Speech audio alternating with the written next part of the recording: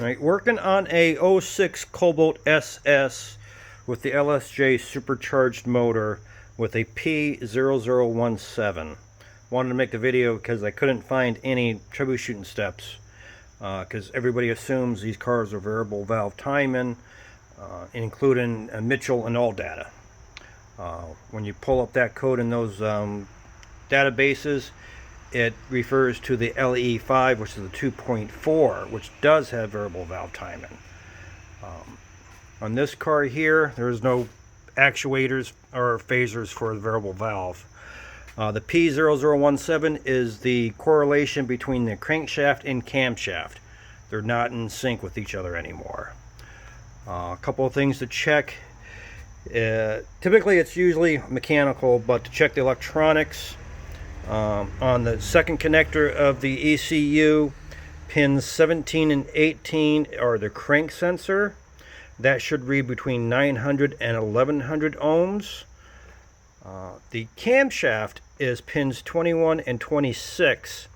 Everything I looked up was saying it was supposed to be 2000 ohms. I read 43,000 ohms. So I figured that it was bad, so I replaced it. Well, the new sensor is 43,000 ohms, so I'm thinking the 2K is for the variable valve sensor. This right here is the housing for the cam sensor. Has a reluctor inside. It goes onto the back of the exhaust cam here.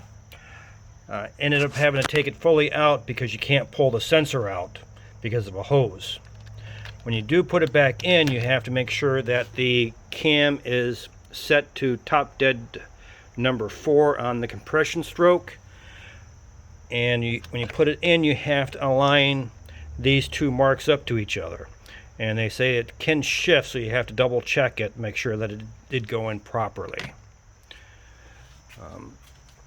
To know that the system is in time, and that's what my issue is, you have to crank the motor over multiple times, 14 to 20 times, to get these to line up properly.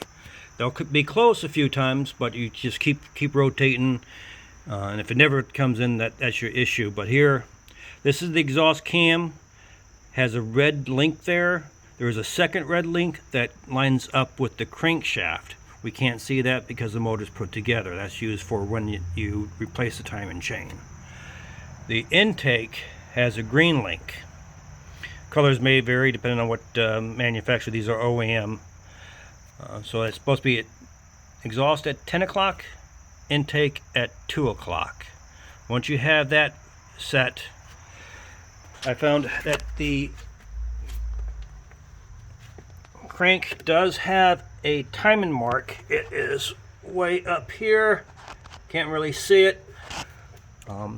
And there is a mark on the pulley, but it is behind the belt on the inside.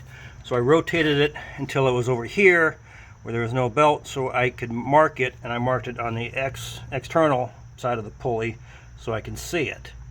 So as I showed you, the cams are set for the timing. Here, this is where my crank is at. It's supposed to be up here. So it looks like it skipped a link or two. That's an issue I've heard. If you skip one, maybe 2 links, you don't bend valves. I have done a compression test and done a leak down on numbers 1 and 4. I have to check 2 and 3 to verify that I don't have any bent valves. So that's something always to worry about and check. One of the things that did help out troubleshooting this was this little Wi-Fi camera here.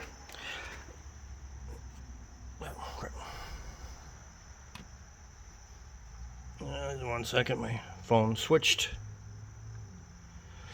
Alright. Yeah, so I could see the cam down here while I turn the motor. Those little cameras help out a lot doing these things. So that's the basics of troubleshooting this. It looks like I have to replace my cam timing chain. I'll make another video when that is done, and to make sure that the motor's up and running properly.